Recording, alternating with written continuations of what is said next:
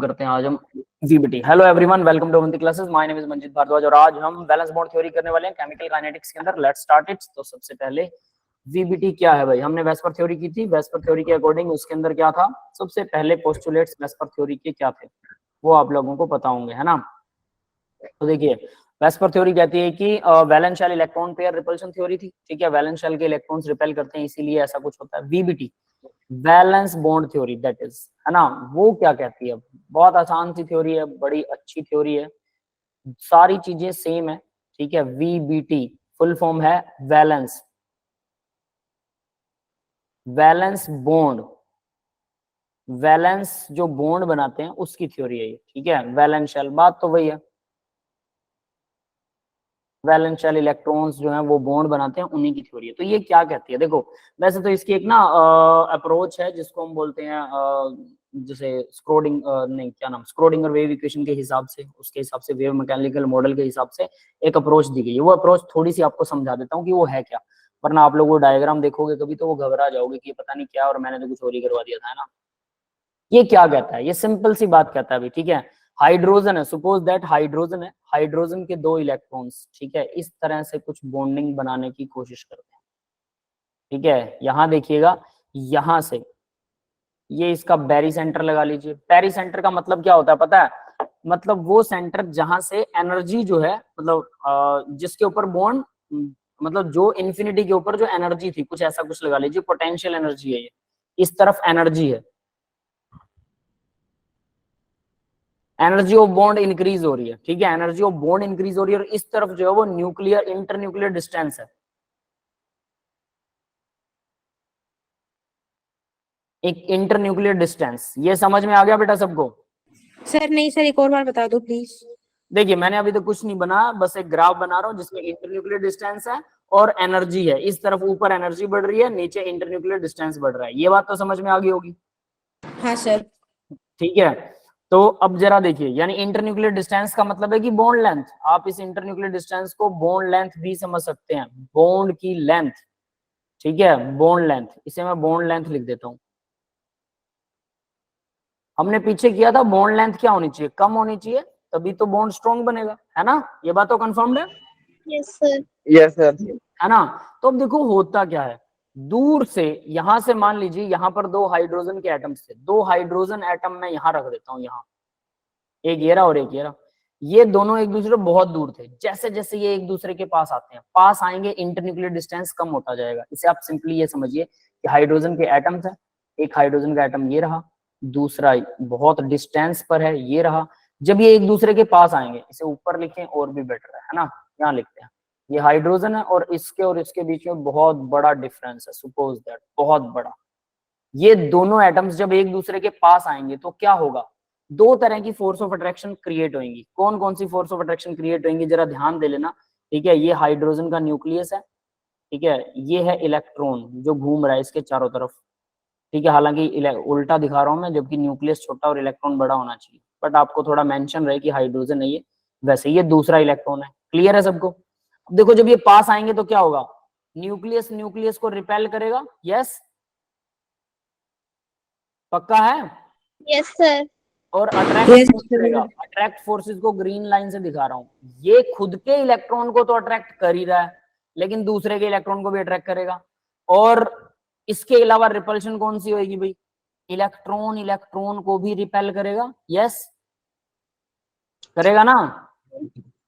Electron electron को, nucleus nucleus को repel करेगा, बट ये न्यूक्लियस दूसरे के इलेक्ट्रॉन और खुद के इलेक्ट्रॉन को अट्रैक्ट करेगा। और सेम एज इट इज, ये वाला न्यूक्लियस खुद के इलेक्ट्रॉन को भी अट्रैक्ट कर रहा है और दूसरे के इलेक्ट्रॉन को भी अट्रैक्ट कर रहा है, यस क्लियर है? ये समझ में आ रहा है? Yes sir. तो ग्रीन पेन से जो मैंने लिखा है, ग्रीन पेन क्या दिखाता है भाई, ग्रीन पेन दिखाता है force of attraction. Green pen का मतलब अट्रैक्शन फोर्सेस,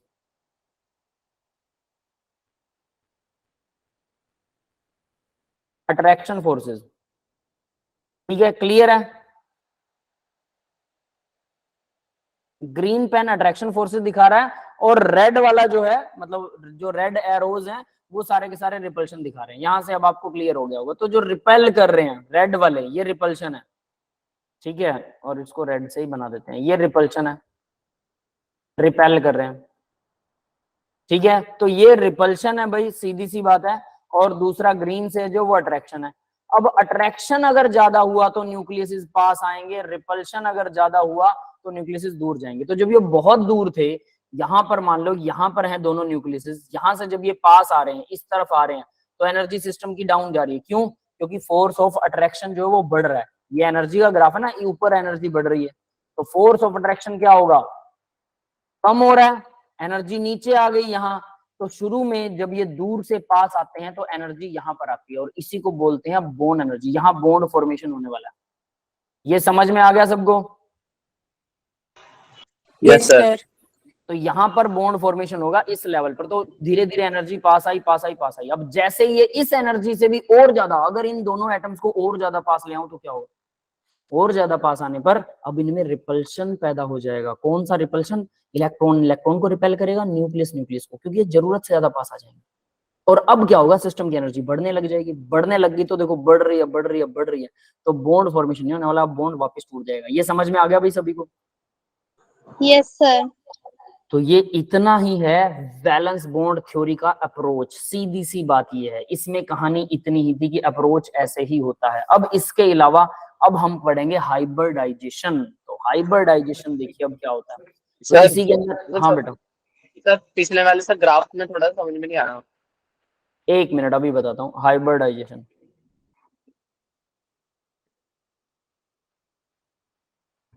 ग्राफ फिर से बता देता हूँ। ग्राफ में कुछ भी नहीं है, देखिएगा जरा ध्यान से ग्राफ क्या कहता है। देखो ग्राफ के अंदर क्या है, मतलब जब न्यूक्लियस, जब एटम्स बहुत दूर थे एक दूसरे से, ठीक है, ये एटम्स हैं जो बहुत दूर हैं एक दूसरे से, मतलब जब दूर थे तो ये पास आना शुरू हुए। पास आना शुरू हुए तो दो तरह की फोर्स ऑफ अट्रैक्शन लगी, एक तो रिपल्शन, एक अट्रैक्शन। लेकिन जब बहुत दूर से पास आते हैं तो सिर्फ अट्रैक्शन फोर्सेज ही होती हैं। अट्रैक्शन फोर्सेज हमेशा leads to formation of less energy, मतलब एनर्जी सिस्टम की डाउन होती है। अगर एनर्जी सिस्टम की डाउन हो रही है, इसका मतलब बॉन्ड बन रहा है। इस लेवल पर आकर समझ लो बॉन्ड बन गया। अगर ये इससे भी ज्यादा, ये दोनों एटम अगर इससे भी ज्यादा पास आ गए, ये बॉन्ड लेंथ है यहां से यहां तक, ये बॉन्ड की लेंथ है इतनी इतनी, अगर इससे भी ज्यादा अगर एटम पास आ गए तो क्या होगा? उनकी एनर्जी बढ़ने लग जाएगी, यानी कि बॉन्ड टूट जाएगा। क्लियर है? जितना वो न्यूक्लियस के पास जाएंगे उतना ही उनके बॉन्ड टूटने की प्रोबेबिलिटी बढ़ती जाएगी। ये क्लियर है? बस ये एनर्जी लेवल डायग्राम है वैलेंस बॉन्ड थ्योरी के अकॉर्डिंग। क्लियर है बेटा? सर जितना एटम न्यूक्लियर एक दूसरे के पास आएंगे उतने उतने बॉन्ड टूटने की बहुत ज्यादा रहेगी। एनर्जी बढ़ेगी, सिस्टम की एनर्जी बढ़ेगी तो बॉन्ड बनने वाला तो है नहीं, ऑब्वियस सी बात है। सिस्टम की एनर्जी बढ़ जाएगी और वो एक, अब देखो बिग बैंग में क्या हुआ था, ये अगर इसको ध्यान से आप देखते हो, अगर इसे आप ध्यान से देखते हो तो आपको एक चीज समझ में आएगी कि ये बिग बैंग के जैसा ही है। ठीक है, अभी ज्यादा लाइट होगी क्या? बिग बैंग के जैसा ही है। बिग बैंग में क्या हुआ था?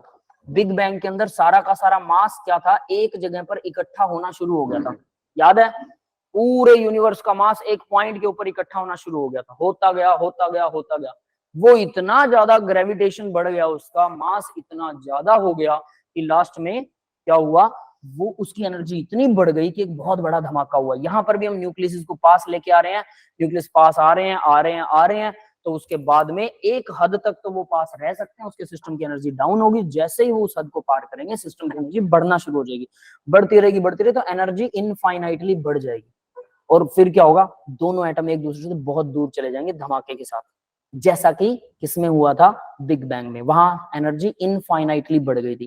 कहते हैं कि जो यूनिवर्स की स्पीड है वो लाइट की स्पीड से ज्यादा है, पता नहीं उसके बराबर है, आई डोंट नो कंफर्मली, लेकिन मतलब यूनिवर्स इतना धमाके से फटा था कि हम इतना दूर जा रहे हैं एक दूसरे से कि लाइट की स्पीड के आसपास हम दूर भाग रहे हैं, है ना? तो अगर हम उस यूनिवर्स को रोक दे तो समय रुक जाएगा, बट ऐसा हमारे लिए पॉसिबल नहीं है, जो भी है वो। तो यही काम यहाँ हो रहा है। न्यूक्लियस जब पास आएंगे तो एनर्जी सिस्टम की डाउन होगी, जब और ज्यादा पास आ जाएंगे तो फिर डाउन नहीं होने वाली है, फिर तो बढ़ेगी। क्लियर है? यस सर, समझ गया। ठीक है, तो ये वैसा है। अब आगे आगे देखिए जरा, हाइब्रिडाइजेशन। तो अब हाइब्रिडाइजेशन के कॉन्सेप्ट को पढ़ेंगे। हाइब्रिडाइजेशन पढ़ने से पहले आप लोगों को ये पता होना चाहिए कि एस ऑर्बिटल ये बोलता है शेयरिंग ऑफ इलेक्ट्रॉन, सीधी सी बात है। और शेयरिंग कैसे होती है उसके बारे में बताता है। तो एस ऑर्बिटल कैसा होता है पता है सबको? एस ऑर्बिटल कैसा होता है? स्फेरिकल होता है ना? इसको सर्कल मत समझना, Yes, sir. एक बॉल की तरह होता है। ठीक है। पी ऑर्बिटल कैसा होता है? पी होता है ऐसा, डंबल शेप होता है पी, है ना, p x p y p z, तो इस तरह से 3 पी के ऐसे वाले ऑर्बिटल होते हैं। तो देखो ये जब आपस में एक दूसरे के पास आते हैं, इनमें इलेक्ट्रॉन घूमते रहते हैं, तो जब ये एक दूसरे के पास आएंगे तो कैसे पास आएंगे, तो देखो दो एस ऑर्बिटल्स हैं, एक ये रहा एक ये रहा, ये एस ऑर्बिटल है ये भी एस ऑर्बिटल है, और ये दोनों जब एक दूसरे से जुड़ेंगे तो कैसे जुड़ेंगे, एक दूसरे को ओवरलैप करेंगे। ठीक है, दो बॉल्स एक दूसरे के अंदर घुस गई, इसको बोलते हैं S s overlapping. Yes, clear हुआ ये? यस यस यस सर, हो इसके गया। अंदर किसी को कोई कंफ्यूजन है तो बताओ, s s overlapping? No sir no. नहीं है, बस ये ऐसे जुड़ते हैं, एस एस ओवरलैपिंग। अब ये मान लो कि हमारा जैसे हम एक सिंपल एग्जांपल लें, ये मान के चलो कार्बन है, ये हाइड्रोजन है, तो ऐसे हाइड्रोजन का एस ऑर्बिटल, चार एस ऑर्बिटल हाइड्रोजन के इस तरह से उसको यूं घेर लेंगे, चार, ये चार एस ऑर्बिटल हाइड्रोजन के ऐसे घेरेंगे कार्बन को। ठीक है, तो यहाँ मैंने सिर्फ एक दिखाया है, वो बाद में डिस्कस करेंगे कि एस एस ओवरलैपिंग हमें सिर्फ ये दिखानी थी। क्लियर है बेटा? अब मान लो ये तो है पहली कंडीशन की एस एस ओवरलैप ऐसे होता है। दूसरा कंडीशन देखिए, P P overlap, P orbital और एस, पी और एस देखेंगे पहले, एक एस ऑर्बिटल है और एक ये पी ऑर्बिटल है। ये ओवरलैप कैसे कर सकते हैं, ये ओवरलैप ऐसे करते हैं, पी और एस, है ना? यस, क्लियर है? Yes sir. ये एस पी ओवरलैपिंग है भाई, एस पी ओवरलैपिंग। अब इसको याद रख लेना, ये डायग्राम मेरे साथ साथ बना लो, अभी याद हो जाएंगे। ठीक है, और ये उसके बाद में ना कुछ नहीं है इसके अंदर, जितने भी डायग्राम मैं कल करवा चुका हूँ और परसों करवा चुका हूँ प्रीवियस लेक्चर्स में, वही सब कुछ आने वाला है, सारे डायग्राम डिट्टो आएंगे, सिर्फ ये ऑर्बिटल्स के डायग्राम अलग हैं। तो ये था एस, ये था पी। अब एस और पी एक और तरह से भी ओवरलैप हो सकते हैं, और यहां मैं और लिख रहा हूं, और इसमें क्या होगा कि एस पी ऑर्बिटल यहां पर है और एस ऑर्बिटल यहां पर है, ऐसे भी इसके पास आ सकता है, इसको बोलते हैं जीरो ओवरलैपिंग। यहां कुछ हो ही नहीं रहा, zero overlap. Yes yes sir. Yes sir. ये जीरो ओवरलैपिंग है। तो जीरो ओवरलैपिंग में बॉन्ड फॉर्मेशन नहीं होता, बता देता हूं, ठीक है, ये हमारे किसी काम की है नहीं, बट ये जीरो ओवरलैपिंग आती होती है भाई, पेपर में भी आ जाती है, जीरो ओवरलैपिंग के ऊपर क्वेश्चन पूछते होते हैं। ठीक है, तो इसलिए हमें करनी है, लेकिन ये हाइब्रिडेशन में काम नहीं आती, क्योंकि इसमें कुछ बनता ही नहीं है, कोई बॉन्ड नहीं बनता। तो दो तरह से ओवरलैप कर सकते हैं। अब देखो ये डायरेक्शनल है या नहीं, इसमें एक पर्टिकुलर डायरेक्शन पे जुड़ेगा तभी कुछ दिखेगा, वरना नहीं दिखेगा। यस, क्लियर हो रहा है? Yes sir. इसी डायरेक्शन में हेड टू हेड ओवरलैपिंग, इसको बोलते हैं हेड टू हेड। इसका हेड और ये तो कहीं से भी जुड़ जाए, लेकिन ये हेड पर ही जुड़ेगा, तो इसको हेड टू हेड ओवरलैपिंग कहते हैं। एस और एस की ओवरलैपिंग डायरेक्शनल है क्या? एस का ये वाला हिस्सा और ये वाला हिस्सा आपस में जुड़ रहे हैं। ठीक है, अगर मैं इसको ये वाले हिस्से को यहीं रखूं और दूसरे वाले का उल्टा हिस्सा ऐसे करके ये वाला हिस्सा यहाँ लगा दूं, तब भी ओवरलैपिंग हो जाएगी। अगर उल्टा जोड़ दूं, ये वाला हिस्सा यहाँ लगा हुआ है, तब भी ओवरलैपिंग हो जाएगी। तो ये किसी भी डायरेक्शन में हो सकती है। यस और नॉट? Yes sir. तो ये नॉन डायरेक्शनल होती है। केस में क्या बेटा? सर जो सेकंड केस था आपका, उसमें आप जिसमें आपने जीरो ओवरलैपिंग लिख रखा है सर, अगर हम पेपर पे वो बना के आ जाएंगे तो भी हमें फुल मार्क्स मिलेंगे ना, वो भी सही है ना जीरो ओवरलैपिंग का? सेकंड कौन सा? ये है ना आपका एस और पी ब्लॉक का, तो फिर आपने लिखा एस और पी तो ओवरलैपिंग या फिर और करके जीरो ओवरलैपिंग। हाँ तो सर ये दोनों कंडीशन जिस पेपर में अगर आता है तो हम दोनों में से कोई भी ड्रॉ कराएंगे तो हमें फुल मार्क्स मिलेंगे ना? नहीं, आपको ओवरलैपिंग तो दिखानी पड़ेगी, जीरो ओवरलैपिंग भले ही ना दिखाओ, लेकिन ओवरलैपिंग वाला तो दिखाना पड़ेगा एस और पी का। ठीक है, तो मतलब हमें जीरो वाला इग्नोर मार देना है, हमें सिर्फ ओवरलैपिंग वाला बनाना है। Yes yes yes.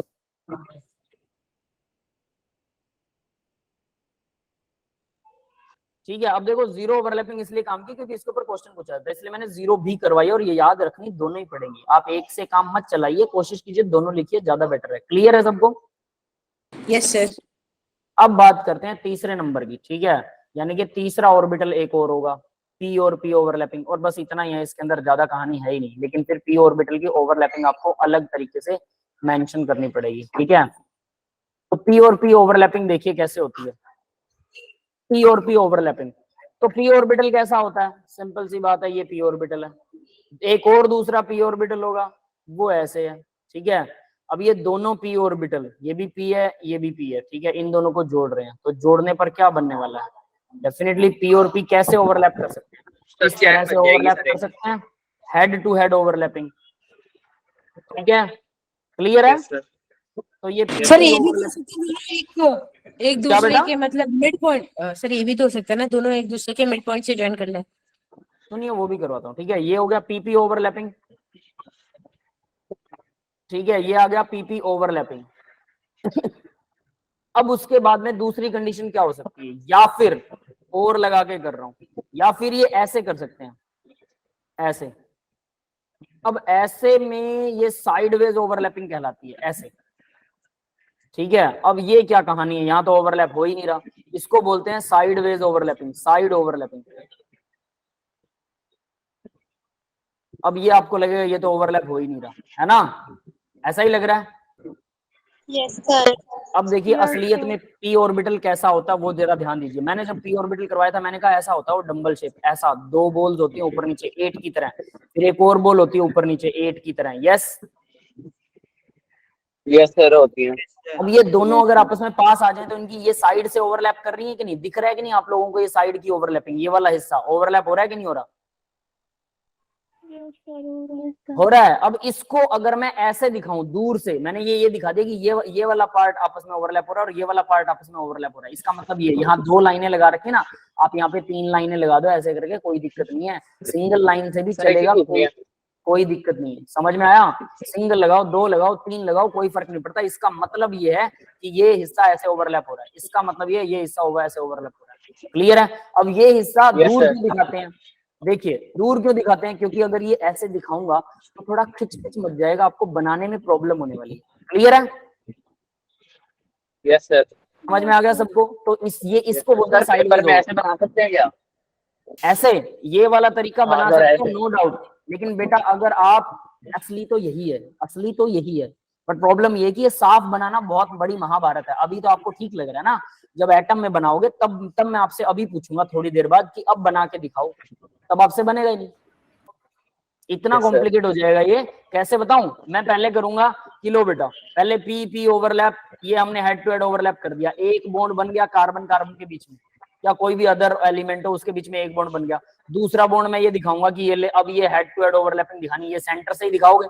अब ये साइडवेज ओवरलैपिंग बताओ कैसे दिखा दोगे? आप क्या कहोगे, ठीक है सर हम ऐसे कर लेंगे, ये लो ये बना दिया एक मोटे वाला हिस्सा, इधर ये मोटे वाला हिस्सा बना दिया, ये दूसरे वाला बना दिया, ये तीसरे वाला बना दिया, क्या लो सर होगी ओवरलैपिंग। अब मैं कहूंगा एक और है ओवरलैपिंग, कौन सी? 3D में यहाँ पर जेड एक्सिस भी ओवरलैप कर रही है ऐसे साइड से, अब इसको बनाओ, मोटे वाला हिस्सा बना सकते हो, क्या बन जाएगा ये, समझ गए?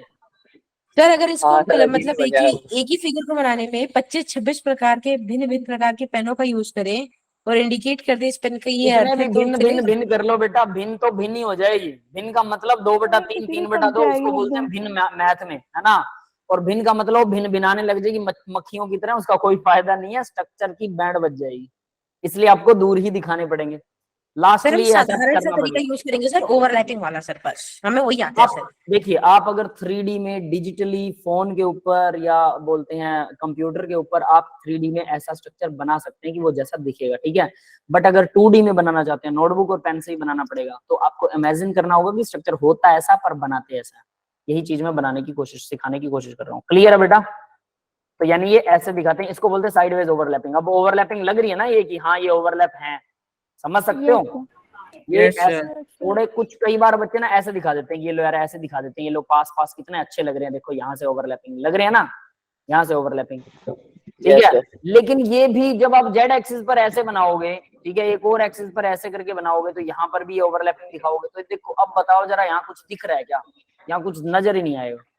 इसीलिए, और फिर हेड टू हेड ओवरलैपिंग, इनके बीच में भी तो एक एस ऑर्बिटल यहाँ है, एक एस ऑर्बिटल यहाँ है, ये आपस में ओवरलैप कर रहा है बीच में, ठीक है। तो ये कुछ और ही कचरा बन जाता है, इसीलिए एक अलग अलग एटम्स को दिखाने में, अलग अलग ऑर्बिटल को दिखाने में अच्छा लगता है। ये समझ में आ गया सभी को?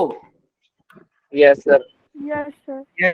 सर, डायग्राम बनाने में मतलब समझ गया मैं, दिक्कत आएगी। ठीक है, हाँ डायग्राम जिसकी बना के writing बुरी देखिए, है वो बहुत जरूरी है भाई, ये आपको बनाना Yes, पड़ेगा, sir. ठीक है। क्लियर है सभी को ना? Yes, यस बेटा, sir. सर, ठीक इसमें है। राइटिंग का तो फिर और नहीं है ना सर, जिसकी राइटिंग बुरी है उससे गंदा बनेगा। हाँ वो वैसे भी गंदा बनेगा। क्लियर है? तो ये इस तरह से पी ऑर्बिटल बनता है, पी ऑर्बिटल की ओवरलैपिंग है, ठीक है। जीरो ओवरलैपिंग अब क्या होती है, अब जरा ये देखो, जीरो ओवरलैपिंग। अब अगर मान लो ये पी ऑर्बिटल एक्स एक्सिस पर है, एक पी ऑर्बिटल है एक्स एक्सिस पर, एक पी ऑर्बिटल है वाई एक्सिस पर, ठीक है। तो अब देखो वाई एक्सिस वाला मतलब दूसरे एटम का है ना, ये ऐसे है, ये ऐसे है, तो ये यहां जाके इसके साथ ऐसे जुड़ेगा ऐसे, तो यहाँ तो ऑर्बिटल फाइंडिंग ऑफ प्रोबेबिलिटी 0 होती है ऑलरेडी, है ना, तो ये मतलब ऐसे जुड़ रहा है, तो ये भी 0 ओवरलैपिंग, ये समझ में आया 0 ओवरलैपिंग। यस सर, आ गया। ठीक है, तो ये कुछ इस तरह से 0 ओवरलैपिंग भी होती है, तो 0 ओवरलैपिंग भी दिखा देते हैं आप लोगों को। ठीक है, और लगा के यहाँ मैं फिर से यहाँ लगा रहा हूँ और, ठीक है, और अब देखो एक ऑर्बिटल है ये और दूसरा ऑर्बिटल है ये, थोड़ा साफ दिखाते हैं इसको, ये ऐसे, ठीक है, तो ये हो गई आपकी 0 ओवरलैपिंग। समझ में आ गया भाई 0 ओवरलैपिंग, इसमें भी 0 ओवरलैपिंग होती है। तो आप सभी डायरेक्शन से अपने सारे दिमाग के घोड़े दौड़ाकर सब तरह की ओवरलैपिंग्स दिखा सकते हो, कोई दिक्कत नहीं है, लेकिन जिसमें बॉन्ड बनेगा वो ये बनेगा या ये बनेगा। अब साइड वाली जो ओवरलैपिंग होती है ना, अब इसके बारे में मैं कुछ लिख रहा हूं, जरा ध्यान से देख लेना, पढ़ लेना और याद कर लेना। जो साइडवेज ओवरलैपिंग होती है ये होती है वीक, वीक होती है ये, क्यों? क्योंकि ये साइडें बहुत कम, देखो अगर ऐसे करके ऐसे कर रहा हूं तो बहुत कम ओवरलैपिंग एरिया होता है, बहुत कम ओवरलैपिंग एरिया। ठीक है, तो ओवरलैपिंग एरिया कम है तो बॉन्ड की स्ट्रेंथ कम होगी, तो वीक ओवरलैपिंग होती है ये। ठीक है, और ये जो है ये स्ट्रॉन्ग ओवरलैपिंग है। क्लियर है? Yes sir. ये समझ में आया सभी को? क्योंकि इसमें चढ़ाव ज्यादा, सीधी सी बात है, इसमें चढ़ाव ज्यादा होता है, ये ओवरलैप एक दूसरे को काफी बड़ा एरिया ओवरलैप कर लेते हैं, लेकिन साइड से जब करते हैं तो आपको दिखेगा कि 2 लोब हैं तो पूरा करेंगे, लेकिन 2 लोब भी बिल्कुल थोड़ा सा एरिया ही ऑक्यूपाई करते हैं, इसलिए साइड वेज ओवरलैपिंग हमेशा हेड टू हेड ओवरलैपिंग से वीकर होती है। यस, क्लियर है सभी को? Yes sir, clear. ये समझ में आ गया ना? बस ये ध्यान रखिएगा। अब हम इसी ओवरलैपिंग के बेस पर केमिकल बॉन्ड बनाने वाले हैं। ठीक है, केमिकल बॉन्ड। तो उससे पहले अब इस साइडवेज ओवरलैपिंग को ना एक और तरीके से दिखाया जाता है, वो देखिएगा कौन सा है। यस रचना बेटा बोलिए। सर डी ऑर्बिटल की ओवरलैपिंग। एक मिनट बेटा, रचना बेटा बोलिए, आप क्या कह रहे हो? सर एसपी ओवरलैपिंग स्ट्रांग होती है या फिर वीक होती है? एसबी भी स्ट्रॉन्ग है, अगर हेड टू हेड ओवरलैपिंग हो रही है तो स्ट्रॉन्ग हो रही है, और अगर साइडवेज ओवरलैपिंग हो रही है तो वीक हो रही है, वो वीक है। ठीक है, सर एसपी एस और पी वो भी स्ट्रॉन्ग होगी, नो डाउट। एस और पी हमने बनाई ना, ये भी हेड टू हेड ओवरलैपिंग है, ये भी स्ट्रॉन्ग होती है। ठीक है, ओके सर कंपैरिजन, सर दोनों में से कौन से ज्यादा स्ट्रांग होगी? दोनों बराबर की स्ट्रॉन्ग है, इवन एस और पी वाली ज्यादा होती है एस एस से, क्योंकि पी उसके ज्यादा अंदर घुस सकता है। वैसे वो 0 गोल ही होता है, तो नहीं, लगभग बराबर, कोई फर्क नहीं होता, नहीं होता। बिल्कुल बिल्कुल, क्योंकि दोनों ही बोल्स ही तो होती हैं, ऐसी बोल्स हैं। पी वाला ऑर्बिटल सही, पी ऑर्बिटल तो ऐसा बोल ही तो होता है, और एस ऑर्बिटल पूरा बोल होता है, तो ये इसमें अगर ओवरलैप करेगा तो पूरा पूरा सही सही करेगा, कोई दिक्कत है ही नहीं, उतना ही ओवरलैप। सर डी ऑर्बिटल की भी होती है ओवरलैपिंग? सर डी ऑर्बिटल की है? डी ऑर्बिटल भी, यस डी ऑर्बिटल भी ओवरलैपिंग करता है, वो भी करवाएंगे, वो थोड़ा बाद में करवाएंगे, अभी के लिए सिर्फ इतना करेंगे एस और पी। जब डी की बात आएगी तो डी ओवरलैपिंग भी आपको करवाने वाले। ठीक है, ओके सर।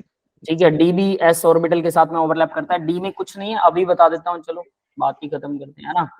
तो देखिए सर जी बता दो, फिर बाद में, हालांकि बाद में जब भी आएगा, अभी एग्जांपल नहीं आने वाला उसका, लेकिन आपको बताना, बाद में भी बताना तो पड़ेगा। ठीक है, तो देखो नेक्स्ट क्या होता है भाई, डी ऑर्बिटल। आपके पास डी ऑर्बिटल में होते हैं 4 लोब।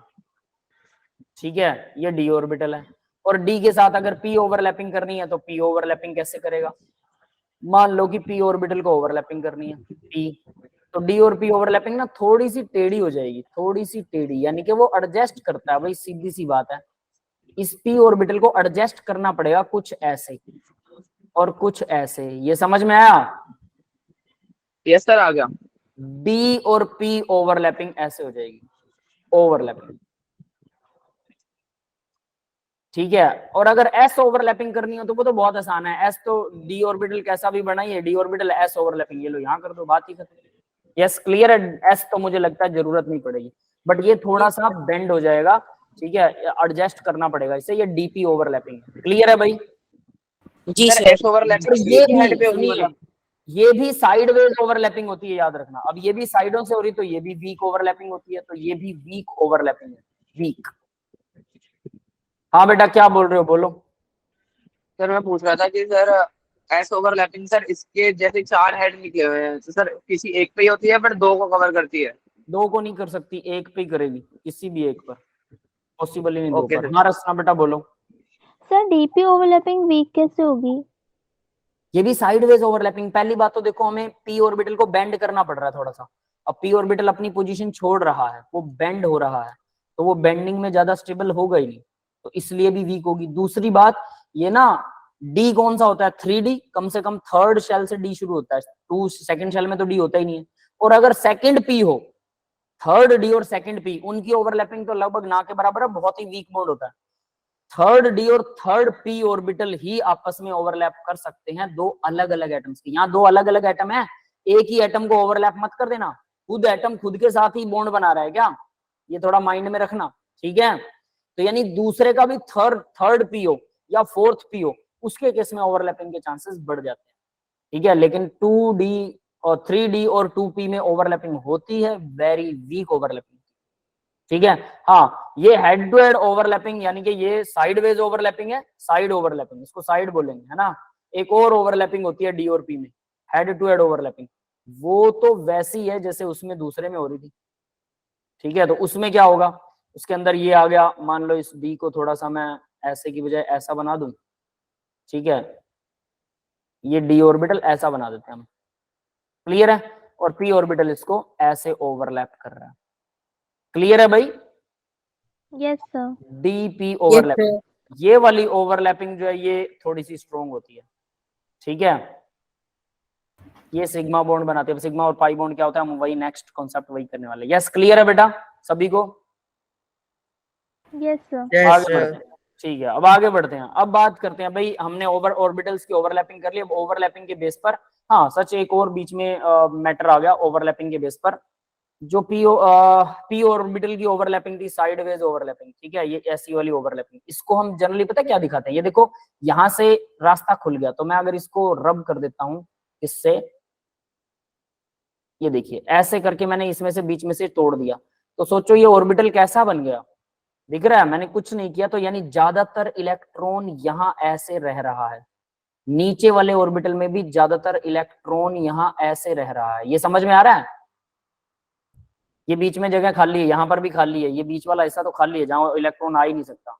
तो हम इसको जनरली पता है कैसे दिखाते हैं, हम ऐसे दिखा देते हैं, ये ऐसे, और दूसरे वाला ऐसे, ये है पी ऑर्बिटल, इनको भी साइडवेज ओवरलैपिंग, पीपी ओवरलैपिंग ही बोलते हैं। ये ऐसे दिखाया जाता है, क्यों, क्योंकि देखो जरा ध्यान से, ये एक 8 की तरह, दूसरा एक 8 की तरह है, दोनों ने क्या किया, ओवरलैप कर लिया। तो अगर मैं इनके ओवरलैपिंग हिस्से को बीच में से रब कर दूं, ये वाला हिस्सा हो गया रब बीच में से, यहां से भी रब हो गया, ठीक है। अब देखो जरा क्या बना, जरा ध्यान दो, ये बन गए ना दो लोग कुछ इस तरह के। यस समझ में आ रहा है सभी को। Yes sir. ठीक है, तो ये इस तरह से भी वर्क करते हैं, ये याद रख लेना। तो ये दिखाने का तरीका है, चलो में और कुछ नहीं है। अब एक और चीज होती है भाई, जीरो ओवरलैपिंग आपको पता लगी, जहाँ पे ओवरलैप हो ही नहीं रहा। सर हाँ बेटा सर एक कर दीजिए क्या कह रहे पहले हो, वाला सर बता दीजिए। कौन सा बेटा, ये अभी जो बताया। Yes sir. ठीक है, देखो इसमें क्या होता है, मतलब पी ऑर्बिटल्स को ऐसे दिखाता है ना, ये पी ऑर्बिटल है, दूसरा ये एक पी ऑर्बिटल हो गया, दूसरा पी ऑर्बिटल, यहाँ से ऐसे साइडवेज ओवरलैपिंग हो रही है। तो अगर मैं इसका बीच में से इसको रब करूं, तो ये दिखाने का तरीका बस और कुछ नहीं, क्योंकि ये ओवरलैपिंग हो गया तो मिक्स हो गया ना, ये इतना हिस्सा मिक्स हो गया इसका आपस में, तो ये लो मिक्स हो गया। तो मिक्स होने के बाद में अब देखो ये दो हिस्से अलग अलग बन रहे हैं, तो मैं इनको कुछ ऐसे दिखा देते होते हैं, कुछ ऐसे करके नीचे, और ये ऊपर और नीचे कुछ इस तरह से, यानी यहाँ पर इलेक्ट्रॉन घूम रहे हैं, ये हैं इनके सेंटर्स, ठीक है। ये एक एटम का सेंटर है, ये वाला सेंटर, ये दूसरा सेंटर है, तो ये सेंटर तो यही है, लेकिन इलेक्ट्रॉन सेंटर से ऐसे साइड में ऊपर की तरफ और नीचे की तरफ घूम रहे हैं, सेंटर में नहीं घूम रहा इलेक्ट्रॉन, समझ में आ रहा है। दोनों सेंटर्स, दोनों न्यूक्लियस के ऊपर और नीचे इलेक्ट्रॉन घूम रहा है, तो इसीलिए इसको साइडवेज ओवरलैपिंग को हम इस तरह से भी शो कर देते हैं, ऐसे वाली। क्लियर है। Yes sir. ठीक है, ये दिखाने का तरीका, मतलब आपका पी ऑर्बिटल है, आप ऐसे करके ऐसे पी ऑर्बिटल, दूसरा ऐसे करके ऐसे पी ऑर्बिटल दिखाते हो, तो इनकी साइडवेज ओवरलैपिंग, ये वाला हिस्सा हम पूरा दिखा देते हैं, ये वाला हिस्सा हम पूरा दिखा देते हैं। तो हमने कहा कि ये इतना इतना हिस्सा इधर और इतना इतना हिस्सा इधर, ये दोनों हिस्से जो है वो ओवरलैप्ड है, बीच में न्यूक्लियस है, ये बीच में न्यूक्लियस दो, ठीक है, ये दोनों न्यूक्लियस है बीच में। तो ऊपर घूम रहा है इलेक्ट्रॉन, तो ऊपर ऐसे घूम रहा है इलेक्ट्रॉन, और नीचे घूम रहा है इलेक्ट्रॉन नीचे ऐसे बनाना शेप में दोनों को ऊपर और नीचे दिखा सकते हो। ये शो करने का तरीका है बस, जब आएगा तब दोबारा से आपको मैं बताऊंगा कि इसका मतलब क्या। अब देखिए भाई इतना होने के बाद अब बाद में बात आती है, एक पॉजिटिव ओवरलैप होता है, एक नेगेटिव ओवरलैप होता है, वो भी अब आपको आना चाहिए। पॉजिटिव ओवरलैप, इसको यहां नहीं लिखते, थोड़ा सा इस तरफ लिखते हैं, ठीक है। पॉजिटिव ओवरलैप, पॉजिटिव ओवरलैप का मतलब क्या होगा, यहां पर प्रॉब्लम ये जीरो ओवरलैपिंग वाली नहीं है, याद रख लेना। पॉजिटिव ओवरलैप में जीरो ओवरलैपिंग का कोई चक्कर नहीं है। और नेगेटिव ओवरलैप, जीरो ओवरलैप से अलग होता है ये ध्यान रख लेना। जीरो ओवरलैप मतलब ओवरलैप हो ही नहीं रहा, ठीक है। ओवरलैप हो ही ना तो वो जीरो ओवरलैप है, वरना पॉजिटिव और नेगेटिव अलग तरह के हैं। अब जरा ध्यान देना पॉजिटिव नेगेटिव कैसे होते हैं और कैसे वर्क करते हैं। ये क्या हो गया भाई, छोटी होगी स्क्रीन, ठीक है। स्क्रीन नजर आ रही ना सबको? अब यस देखिए सर, आ रही है। पॉजिटिव और नेगेटिव ओवरलैप कैसे वर्क करते हैं, जरा वो ध्यान दे लेना। एस ऑर्बिटल, ये एस ऑर्बिटल है जब पी के साथ में, एस ऑर्बिटल जब पी के साथ हेड टू हेड ओवरलैपिंग करता है, हेड से हेड मिल रहा है, डेफिनेट सी बात है।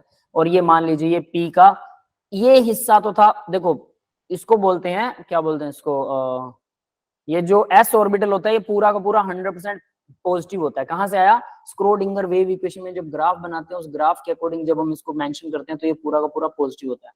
और जो पी ऑर्बिटल होता है उसका एक हिस्सा पॉजिटिव और एक हिस्सा नेगेटिव होता है।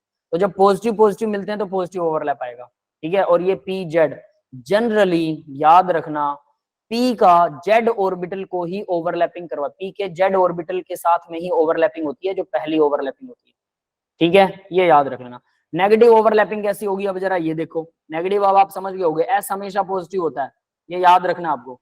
और पी एक हिस्सा पॉजिटिव एक हिस्सा नेगेटिव होता है। तो अगर मैं एस पॉजिटिव के साथ में पी का नेगेटिव हिस्सा जोड़ दूं तो ये नेगेटिव ओवरलैपिंग है। यस क्लियर है? हालांकि हम जनरली बोलते हैं पॉजिटिव नेगेटिव तो अट्रैक्ट करते हैं एक दूसरे को, है ना, लेकिन इस केस में ऐसा कुछ नहीं होता भाई, ये ध्यान रख लेना। क्लियर है बेटा सबको?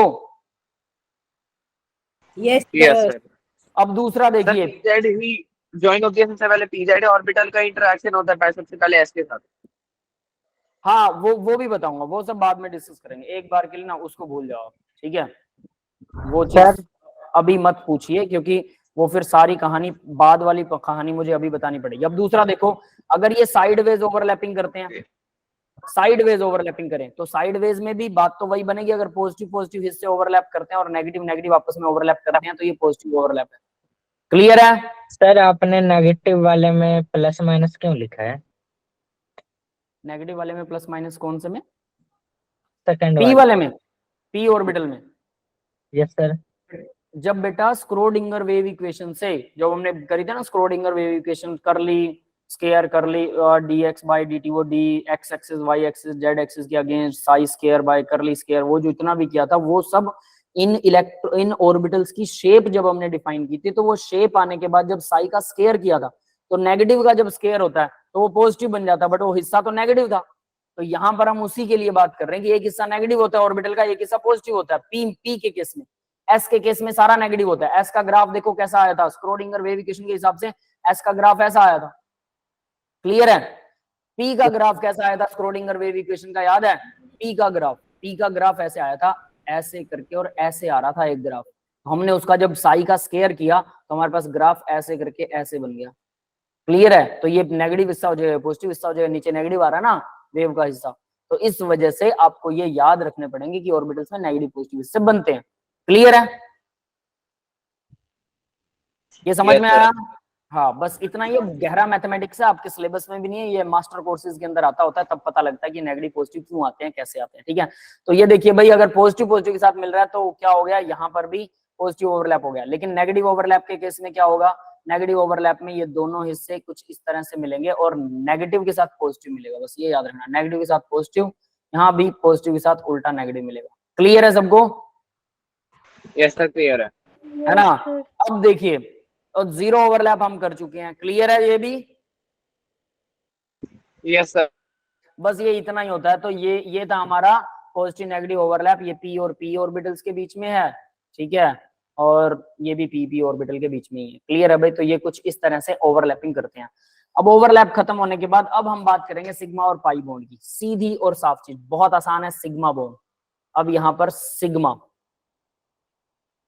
सिग्मा बॉन्ड बड़ा इजीली आपको सारी चीजें समझ में आएंगी जब s ऑर्बिटल के साथ दूसरा s ऑर्बिटल ओवरलैप करेगा।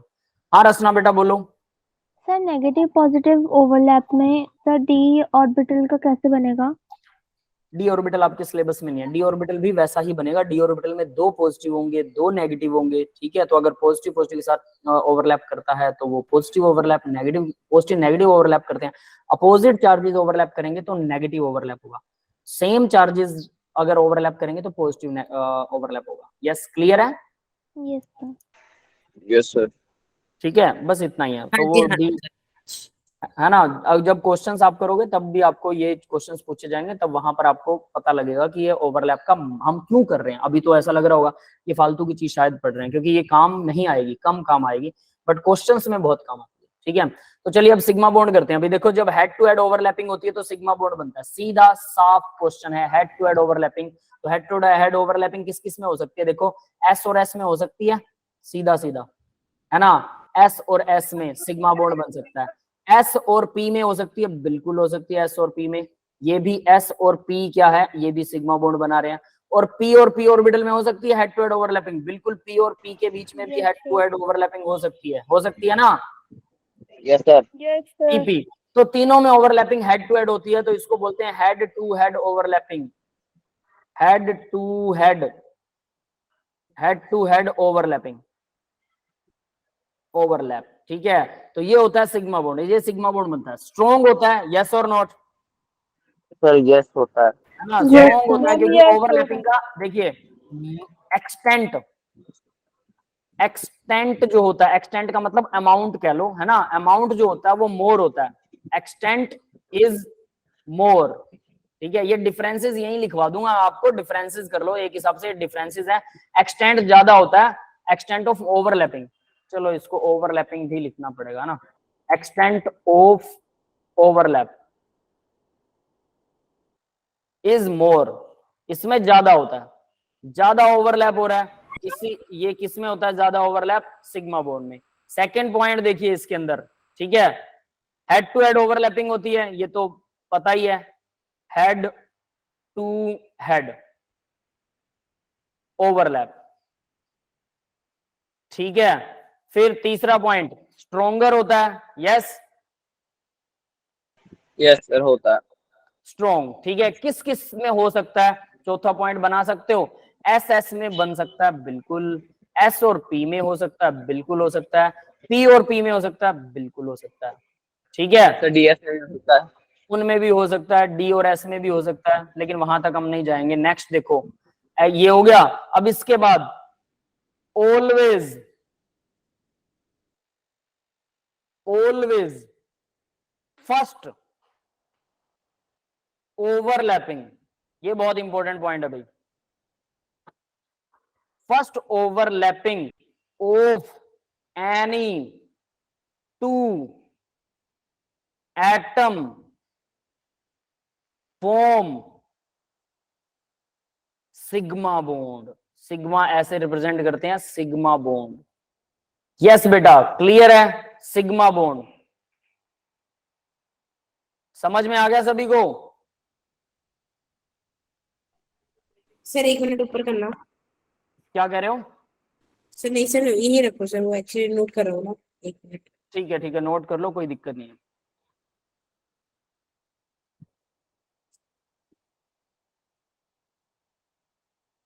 सर यस, सर किसी भी केस में पहला बॉन्ड हमेशा सिग्मा बॉन्ड बनेगा, तो किसी भी बॉन्ड में। हाँ यही यही पॉइंट मैंने लिखा है सबसे लास्ट में, किसी भी केस में पहला बॉन्ड सिग्मा बॉन्ड ही बनेगा। Okay sir. किसी भी पहला बनाओगे सिग्मा। अब दो एटम्स के बीच में दूसरा बॉन्ड हमेशा पाई बनेगा, पहला सिग्मा बन गया, बस बात खत्म होगी, उसके बाद सिग्मा बनेगा ही नहीं। सर लिख लिया। Okay sir. अब नेक्स्ट देखो, इसी के अंदर एक एक दो पॉइंट और हैं। छठा पॉइंट देखिए, ठीक है। सिग्मा बॉन्ड तो बन गया, इंटर ऑलवेज, ये हमेशा इंटर न्यूक्लियर एक्सिस के बीच में इलेक्ट्रॉन्स, इलेक्ट्रॉन्स रिवॉल्व,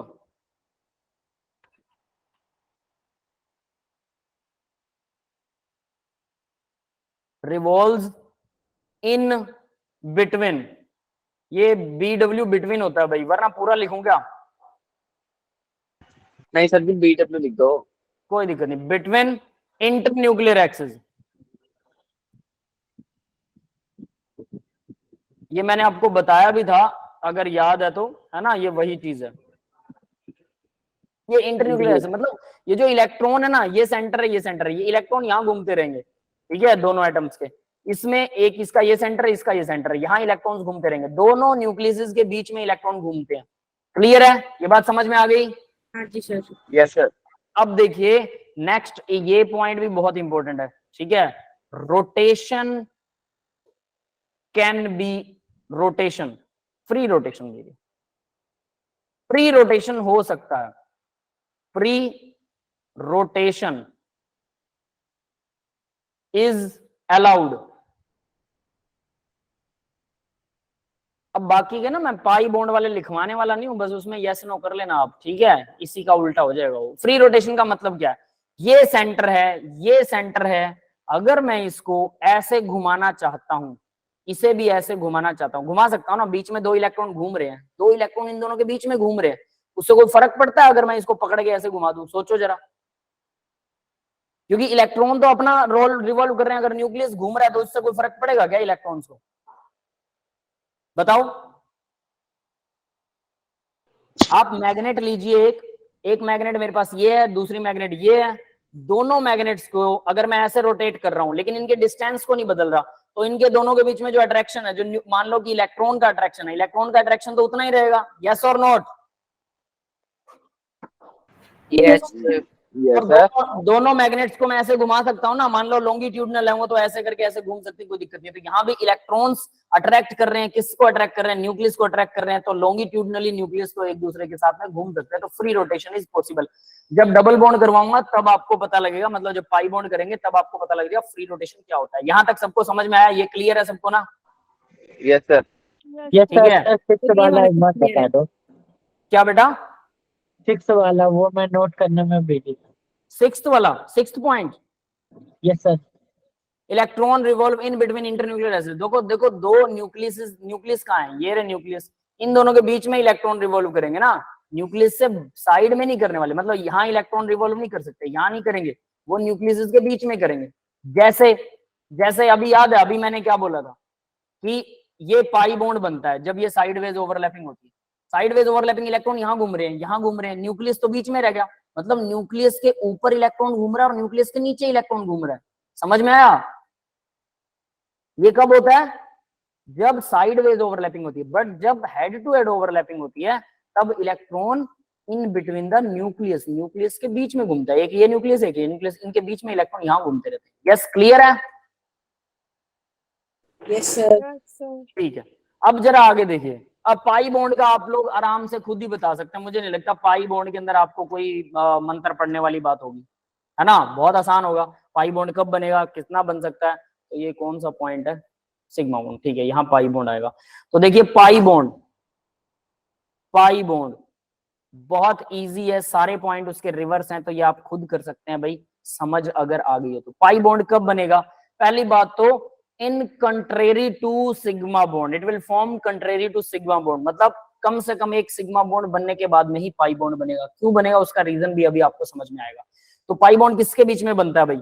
एस और पी के बीच में नहीं बन सकता, तो पी ऑर्बिटल और पी ऑर्बिटल, दूसरा पी ऑर्बिटल, ये दोनों पाई बॉन्ड बनाते हैं साइडवेज ओवरलैपिंग करके। क्लियर है? यानी पी पी के बीच में बन सकता है, बिल्कुल बन सकता है, पी के बीच में। डी पाई, डी पी और डी पी ऑर्बिटल के बीच में भी बन सकता है, डी ऑर्बिटल और दूसरा पी ऑर्बिटल, है ना। तो ये डी ऑर्बिटल है और ये पी ऑर्बिटल है, इनके बीच में भी साइडवेज ओवरलैपिंग हो सकती है, बिल्कुल हो सकती है इनके बीच में साइडवेज ओवरलैपिंग। क्लियर है? Yes yes sir. Yes sir. एक केस ऐसा होता है कि जब डी और P pi bond P pi bond से वीक होता है, एक केस ऐसा होता है जब स्ट्रॉन्ग होता है। मान लो इस डी ऑर्बिटल की शेप ऐसी है, कुछ टेढ़ा है ये पहले से, और यहां पर आ गया पी ऑर्बिटल, तो इनकी ओवरलैपिंग का एक्सटेंड बढ़ नहीं गया, तो ये स्ट्रोंगर हो गया। लेकिन अगर इसकी शेप थोड़ी छोटी है डी ऑर्बिटल की और पी ऑर्बिटल थोड़ा सा बड़ा है तो इसको बेचारे को झुकना पड़ेगा और ये वीकर हो जाएगा। समझ में आया? तो वो डिपेंड करेगा कि हम कौन सा पी ऑर्बिटल यूज कर रहे हैं डी के साथ में, तो स्ट्रॉन्ग बनेगा कि वीक बनेगा, याद रखना। ठीक है, तो ये डी और पी ऑर्बिटल भी पाई बॉन्ड बना सकते हैं, बस यही बना सकते हैं, इसके अलावा कोई और बना सकता है? बस खत्म, और कोई नहीं बना सकता। एस एस ऑर्बिटल कभी पाई बॉन्ड नहीं बनाएगा, गोल है, कहीं पर भी चिपका दो सिग्मा ही बनेगा। यस, क्लियर है? Yes sir. एस और पी ऑर्बिटल जीरो ओवरलैपिंग तो कर सकता है, यहां पर तो ओवरलैपिंग होएगी नहीं, और अगर होएगी तो सीधा हेड टू हेड ही होएगी, तो डेफिनेटली ये भी हमेशा सिग्मा ही बनाएगा, पाई बॉन्ड नहीं बनाएगा। तो साइड वेज ओवरलैपिंग, इसको साइड ओवरलैपिंग बोलेंगे, साइड ओवरलैप। तो देखो भाई, इसका एक पॉइंट मैं बनाऊंगा, सिर्फ पहला ही पॉइंट लिखूंगा, बाकी के सारे पॉइंट तो चलो इसको पॉइंट नहीं मार्क करते हैं, सीधा सा मार्क करते हैं। It is always formed after formation of, sigma के बाद में ही बनेगा ये, फॉर्मेशन ऑफ सिग्मा बॉन्ड। अब ऐसा क्यों, अब उसके बारे में डिस्कशन करते हैं। तो देखिए भाई, दो एटम्स हैं, ठीक है, इतना ही खत्म है। इसके बाद में पाई बॉन्ड के बाकी सारे पॉइंट, जितने भी पॉइंट है वो सिग्मा वाले उठा लो आप लोग। हेड टू हेड ओवरलैपिंग होती है, साइडवेज ओवरलैपिंग होती है, स्ट्रॉन्ग होता है, वीक होता है। S S S P PP करते हैं, ओनली पीपी और डीपी कर सकते हैं। हेड टू हेड की जगह साइडवेज आ जाएगा। Always first overlapping of any two orbital is sigma bond. First orbit overlapping can not be sigma bond, can not be pi bond, it is always second और third overlapping is always pi bond. After first all overlappings are pi bond. समझ में आ गया? Electron revolve in between the nucleus, वो nucleus से ऊपर नीचे घूमते हैं। Free rotation can be allowed, free rotation can not be allowed. सब उल्टा लिखना है। तो देखो, सबसे पहले तो बात करते हैं कि ये sigma bond, formation of sigma bond के बाद क्यों बनता है। बाकी के पॉइंट आपको सीधा समझ में आएंगे। ये रफ शीट की तरह यूज कर रहा हूँ, समझाऊंगा और रब कर दूंगा, नोट्स में पार्टिसिपेट नहीं करेगा, ये आपको बस समझना है इसे, ठीक है। तो देखो, मान लो एस एस ओवरलैपिंग होगी, इसका तो हमेशा ही सिग्मा बनता है, इसका तो केस ही खत्म। यस, क्लियर है सबको? Yes sir. एस और पी, ये या तो सिग्मा बनाएगा या फिर एस और पी क्या करेगा, जीरो ओवरलैपिंग करेगा, इसका भी केस खत्म, बात खत्म। पी और पी के केस में सिग्मा बॉन्ड बन रहा था, बिल्कुल बन रहा था। पाई बॉन्ड भी बन रहा था, बिल्कुल बन रहा था, ठीक है। यहां से पाई बॉन्ड, साइडवेज ओवरलैपिंग हो जाएगी। तो पहले सिग्मा बनेगा फिर पाई, क्यों? मान लो एटम गोल होता है, आपको पता है, तो ये एटम है, न्यूक्लियस है इसका, इस पे यहाँ पे पाई बॉन्ड लगा हुआ है, मतलब पाई पी ऑर्बिटल है। दूसरा न्यूक्लियस है, इस पे यहाँ पे पी ऑर्बिटल है। ये हेड टू हेड ओवरलैपिंग ना करके साइडवेज ओवरलैपिंग क्यों करे? पाई, जबकि ये हेड से हेड जुड़ सकता है, तो ये साइड से क्यों जुड़े? तो ये घूम तो सकता है ना, मैं इसको घुमा सकता हूँ, यस, इसे भी घुमा सकता हूँ, यस, मैंने दोनों को घुमा दिया, ये लो दोनों घूम गए और फिर साइडवेज ओवरलैपिंग कर दी। लेकिन इसमें बॉन्ड बनता है कम, एनर्जी सिस्टम की ज्यादा रहती है, तो क्यों ना वो हेड टू हेड ही करे, जो वो घूम सकता है। तो इस ये रोटेट होगा तो हमेशा, मतलब ऐसा बन रहा है, इसकी बजाय ये ऐसा बन जाएगा। तो ऐसा बनने के बाद, ये समझ में आ गया सबको? Yes sir. नहीं हुआ। कि वो ज्यादा ओवरलैपिंग ही करना चाहेगा, फ्री रोटेशन तो कर ही सकता है, दोनों एटम अलग अलग हैं, तो वो ऐसे जुड़ रहे हैं एक दूसरे से या वो ऐसे जुड़ रहे हैं एक दूसरे से, तो वो उनके ऊपर डिपेंड करेगा, है ना। यस रचना बेटा बोलो। सर क्लियर नहीं हुआ। क्या? सर क्लियर नहीं हुआ। क्लियर करता हूँ, रुको रुको, ठीक है। इसको ऐसे ले लो, एक एटम ये रहा और दूसरा एटम ये रहा, ठीक है। दो एटम है, मान लो दो पेन लगा लो, ठीक है। चलिए दो पेन लेते हैं,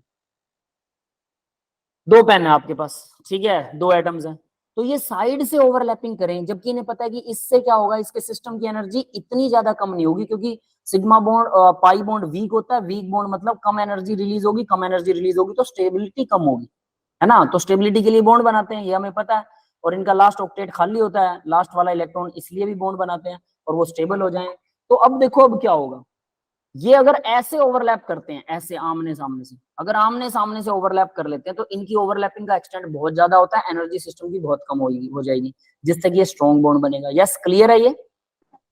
यस सर। तो अब ये यूं क्यों ना बने, ये दोनों फ्री एटम्स हैं, अलग अलग एटम्स के बीच में बॉन्ड बनते हैं, ये भी आप याद रखना, एक ही एटम में नहीं, ये दोनों फ्री एटम्स हैं। तो ये यूं बॉन्ड क्यों ना बनाए, बजाय कि यूं क्यों बनाए, साइडवेज ओवरलैपिंग क्यों करे? तो पहली ओवरलैपिंग, ये घूम तो सकते हैं, ये फ्री है, एटम कैसे भी घूम सकता है गोल गोल अपने एक्सिस में, अकेले एटम्स तो किसी भी तरह से रोटेट कर सकते हैं, कोई भी ओरिएंटेशन, तो ये ऐसे ही बॉन्ड बनाएंगे, ना कि ऐसे। ठीक है, ये समझ में आ गया। Yes sir. अब फिर पाई बॉन्ड बनाते क्यों? तो दूसरा बॉन्ड, अगर मान लो इसके पास दो इलेक्ट्रॉन थे, तो दोनों इलेक्ट्रॉन इसने यहाँ शेयर कर लिए, इनका बॉन्ड बन गया, ठीक है, ये स्टेबल हो गया। लेकिन इसके पास दो इलेक्ट्रॉन और थे, एक और पी ऑर्बिटल था, कहाँ था? तो जरा ध्यान दे लेना भाई, एक और पी ऑर्बिटल मैं अलग कलर से बना रहा हूं, एक और पी ऑर्बिटल यहां पर अलग कलर से बना रहा हूं। अब ये पी ऑर्बिटल कैसे बॉन्ड बनाएगा? ये साइड से ओवरलैप करेगा। मैं बता रहा था ना कि हमें एक से ज्यादा ओवरलैपिंग जब दिखानी पड़ती है। अब बताओ जरा कि मैं इतनी दूर से इनको ऐसे मिलाऊं या फिर यहाँ पर गोल गोल वो बोल जैसे परफेक्ट वाले पी ऑर्बिटल बनाऊं। मतलब एक पी ऑर्बिटल मैंने ये बना दिया ऐसे वाला, जिसने हेड टू हेड ओवरलैपिंग कर ली दूसरे पी ऑर्बिटल के साथ।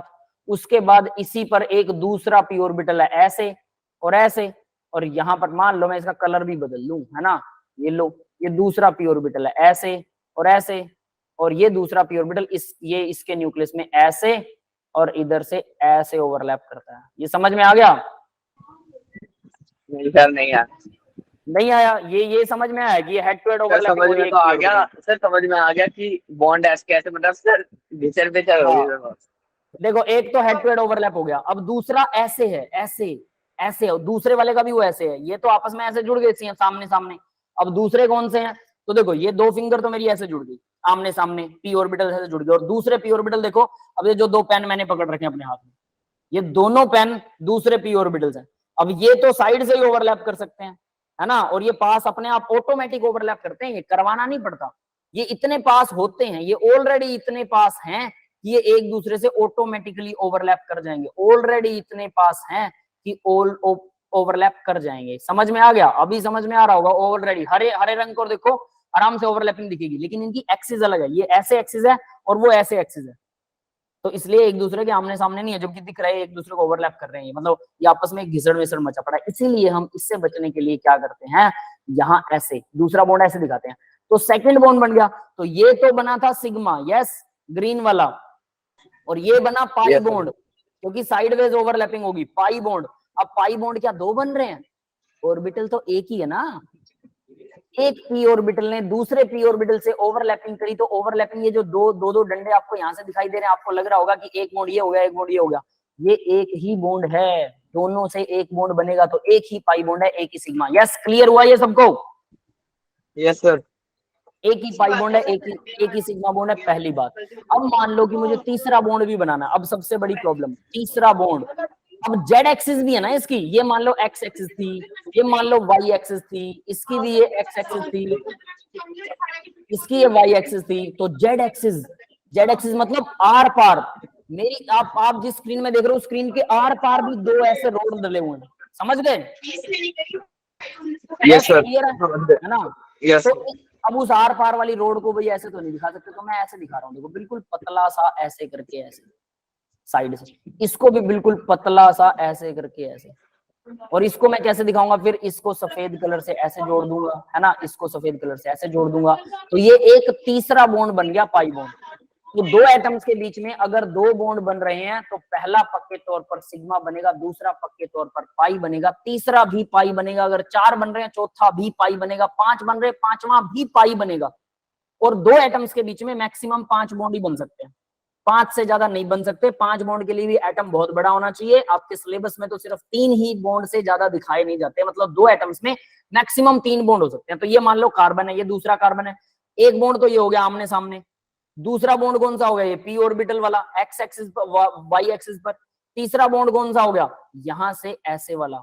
बस इसके बाद में ना इस एटम में जगह ही नहीं रहती। क्यों? ये लगभग चारों तरफ से इसके इलेक्ट्रॉन घूम रहे हैं। सोचो कैसे, पता है? अब जरा ध्यान दे लेना, ये वाले, ये सिग्मा बॉन्ड वाले इलेक्ट्रॉन तो यहां घूम रहे हैं, ठीक है, पाई बॉन्ड वाले यहां पर घूम रहे हैं और यहां पर घूम रहे हैं। अब दूसरे पाई बॉन्ड वाले कहां घूम रहे हैं पता है? आपके ऊपर, आपकी स्क्रीन के बाहर, आपकी तरफ दो इलेक्ट्रॉन ऐसे घूम रहे हैं। एक रोड लगा लो आपकी तरफ और दो आपकी स्क्रीन के नीचे की तरफ लगा लो, दो रोड, है ना, एक ऊपर और एक नीचे, ऐसे ऊपर नीचे घूम रहे हैं। तो मतलब अगर मैं इसको दिखाना चाहूं तो मैं यहाँ अलग कलर से अगर इसे शो करूं, तो ये यहाँ पर एक घूम रहा है दोनों के ऊपर, और एक नीचे भी घूम रहा है इनके। समझ में आ गया? यस, क्लियर है? Yes sir. तो देखो यहां पर जो घूम रहा है और इसके नीचे जो घूम रहे हैं, उसके बाद यहाँ थोड़ी सी जगह बचेगी। तो इस थोड़ी सी जगह में इलेक्ट्रॉन इलेक्ट्रॉन को रिपेल भी तो करते हैं, बॉन्ड पेयर। तो साइज या तो बड़ा होना चाहिए एटम का, तो यहाँ एक और बॉन्ड बन सकता है ना, x axis, y axis, z axis तीनों एक दूसरे के 90 होती है, तो 90 के एंगल पर बन गया। बट 90 के बीच में 45 डिग्री के एंगल पर भी तो एक एक्सिस आ सकती है, बिल्कुल आ सकती है, उस पर बॉन्ड बन सकता है, बिल्कुल बन सकता है। बट एटम का साइज बहुत बड़ा होना चाहिए, वरना अगर छोटा एटम है तो रिपल्शन इतनी बढ़ जाएगी कि वो बनेगा ही नहीं। इसलिए कार्बन जैसे छोटे एटम्स में 3 से ज्यादा आपस में बॉन्ड नहीं बन सकते। बहुत बड़े एटम जैसे रहोडियम है, RH, इनके बीच में 5 बॉन्ड पॉसिबल हैं। देखो पहला बॉन्ड सिग्मा, दूसरा पाई, तीसरा पाई, चौथा बॉन्ड होता है डेल्टा। डेल्टा बॉन्ड होता है, अगर 4 बॉन्ड बन रहे हैं आपस में तो चौथा बॉन्ड डेल्टा। डेल्टा बॉन्ड उससे भी वीक होता है, पाई से भी। समझ में आ गया? डेल्टा के बाद ओमेगा बॉन्ड, ओमेगा बॉन्ड उससे भी वीक होता है, वो डेल्टा से भी वीक होता है, क्योंकि रिपल्शन की वजह से वो थोड़ा बहुत कम ओवरलैपिंग हो पाती है और वो बेचारा दूर ही रह जाता है, डिस्टेंस भी बढ़ जाती है। क्लियर है? लेकिन वो आपके सिलेबस में नहीं है, सिर्फ 3 बॉन्ड ही पॉसिबल है आपके लिए, आपके दिमाग में बिठा लेना। बट जगह तो एटम में जितनी होगी ना, जितना बड़ा साइज उतनी जगह आ जाएगी, जगह आ जाएगी तो वहां पर इलेक्ट्रॉन रिवॉल्व कर सकते हैं, वो बॉन्ड बना सकते हैं। क्लियर है बेटा? ये समझ में आ गया सबको? यस सर, आ गया। सर सबसे sir, yes, weakest sir, bond अब आ कौन सा गया। होता है?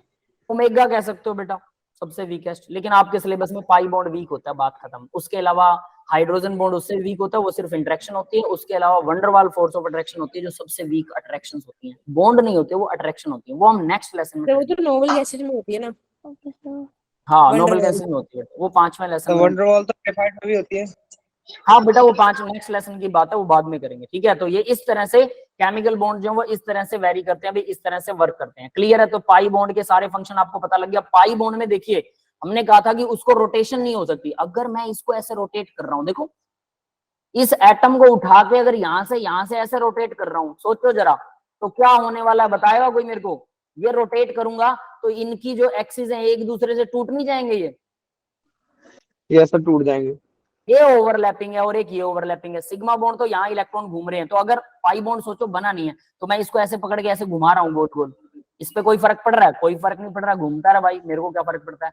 तो और सिग्मा बॉन्ड टूटेगा, यहाँ 2 इलेक्ट्रॉन है, इन पे कोई असर नहीं है। लेकिन अगर मैं यहाँ पाई बॉन्ड बना देता हूं, तो अब अगर मैं इसको घुमाऊंगा तो इसका तो एक्सिस, ये आमने सामने थे एक दूसरे के, तभी तो ओवरलैप कर रहे थे।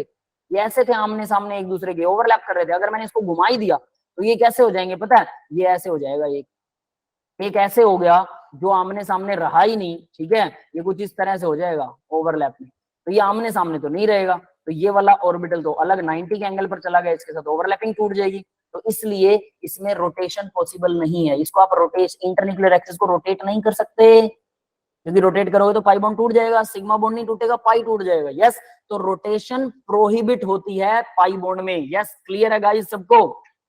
Yes sir. Yes sir, sigma clear और है। पाई बॉन्ड सबको समझ में आ गए ना? हाँ सर, Yes, मतलब sir, आ पाई गया। बॉन्ड जो होते हैं, जिसमें सिंगल बॉन्ड जो होते हैं वो घूम नहीं सकते सर, रोटेशन नहीं कर सकते, वरना वो टूट जाएंगे। हाँ, पाई बॉन्ड टूट जाएगा, सिंगल बॉन्ड पे कोई असर नहीं होगा। अगर पाई बॉन्ड बना हुआ है, डबल बॉन्ड बना है, तो वो टूट जाएगा। तो देखो यहाँ पर मैंने जो दिखा रखा है, ये समझ लो मैंने कार्बन कार्बन का डबल बॉन्ड दिखा दिया है। ठीक है, अब आगे बढ़ते हैं बेटा। इसके बाद में नेक्स्ट देखिए, अब हम नेक्स्ट अपनी वीबीटी को स्टार्ट करते हैं। वीबीटी के स्ट्रक्चर्स वही स्ट्रक्चर्स हैं, वीबीटी के वैलेंस बॉन्ड थ्योरी के सब कुछ वही है, बस हाइब्रिडाइजेशन का एक कॉन्सेप्ट आएगा। हाइब्रिडाइजेशन क्या होता है, अब मैं उसकी डेफिनेशन लिखवा रहा हूँ। हाइब्रिडाइजेशन, ठीक है भाई, इसकी डेफिनेशन ध्यान से करना, बहुत आसान है। डेफिनेशन क्या होता है, हाइब्रिडाइजेशन में क्या होता है, एक सिंगल एटम, 2 एटम्स की बात नहीं चल रही, एक सिंगल एटम जब उसको दूसरा एटम अप्रोच करता है। जैसे मैं एग्जांपल, सबसे सिंपलेस्ट एग्जांपल ले लेते हैं कि जैसे आप CH4 का एग्जांपल ले लो। सपोज दैट CH4, कार्बन के पास जब हाइड्रोजन आ रहा है तो क्या होता है, कार्बन अपने एटम्स को रीअरेंज करता है, अपने एटम्स और उनकी एनर्जी को रीअरेंज करता है। इसी को हाइब्रिडाइजेशन कहते हैं। क्यों करता है, अब उसका रीजन सुनिए। कार्बन के पास में क्या है, एक s ऑर्बिटल है, 3 p ऑर्बिटल है, तो ये चारों ऑर्बिटल्स को क्या करेगा, s का एक और 3 p के ऑर्बिटल्स को इंटरमिक्स करेगा, मिक्स करेगा ग्राइंडर में। मिक्स करने के बाद में सारे सेम शेप, इनकी शेप सेम कर लेगा and same energy, same energy, same shape और सेम एनर्जी के ऑर्बिटल्स को बनाएगा। कौन? कार्बन। सेम शेप और सेम एनर्जी के ऑर्बिटल्स को कार्बन बनाएगा। जो 4 मिक्स करे थे 4 ही नहीं बनाएगा। क्यों बनाएगा सेम शेप और सेम एनर्जी को? क्योंकि हाइड्रोजन सारे सेम आ रहे हैं उसके पास में, तो वो कहता है कि भी एक हाइड्रोजन वीक बॉन्ड से जुड़े, दूसरा स्ट्रॉन्ग बॉन्ड बनाए। ऐसा क्यों करना है? तो सभी सेम मिक्स कर लेता है अपने ऑर्बिटल्स को, और इंटर मिक्सिंग करने के बाद सेम एनर्जी सेम शेप के ऑर्बिटल्स बनाता है, जो कि डिफरेंट थे एनर्जी और शेप में। देखो एस का एक ऑर्बिटल, पी के 3 ऑर्बिटल, 3p नहीं है ये, थर्ड p शेल नहीं है, वो तो होती नहीं कार्बन में, 2p होता है। 3p के ऑर्बिटल्स हैं ये, थर्ड p मत समझना इसे, है ना। p के 3 ऑर्बिटल्स और s का एक ऑर्बिटल, चारों के चारों आपस में मिक्स हो जाते हैं, ब्लेंड हो जाते हैं, इनका जूस बना देते हैं ब्लाइंड करके, ठीक है। और सब कुछ मिक्स हो गया तो सेम शेप सेम एनर्जी के ऑर्बिटल बन गए। क्यों? ताकि हाइड्रोजन को जुड़ने में आसानी हो, हाइड्रोजन के चारों बॉन्ड की एनर्जी सेम हो जाए, बात खत्म। इसलिए कार्बन अपने अंदर चेंजेस करता है, और इस प्रोसेस को बोलते हैं हाइब्रिडाइजेशन। क्लियर हुआ सबको हाइब्रिडाइजेशन क्या है? Yes sir. जीरो ओवरलैपिंग में कोई बॉन्ड नहीं बनता। रचना बेटा आप बोल रहे हो जीरो ओवरलैपिंग में पाई बॉन्ड बनता, नहीं होता। जीरो ओवरलैप में कोई बॉन्ड ही नहीं बनता। जीरो ओवरलैप, ओवरलैप हो ही नहीं रहा तो बॉन्ड क्या बनेगा? जीरो बॉन्ड बनेगा।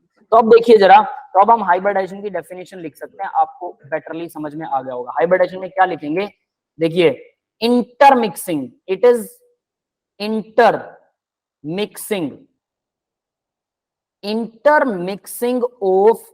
अब देखो क्यों होती है इंटरमिक्सिंग? वो सेम शेप और सेम एनर्जी के बना रहे हैं, इसका मतलब पहले उनकी शेप और एनर्जी सेम नहीं थी। एस का एक ऑर्बिटल था कार्बन के पास, पी के 3 थे, एस की शेप स्फेरिकल थी, पी की शेप अलग थी। और एस और पी के अंदर एनर्जी का भी थोड़ा सा डिफरेंस होता है, 2p और 2s में एनर्जी डिफरेंस होता है। तो स्लाइटली एनर्जी डिफरेंस और स्लाइटली शेप में डिफरेंस वाले ऑर्बिटल्स को इंटरमिक्सिंग होती है। इंटरमिक्सिंग ऑफ स्लाइटली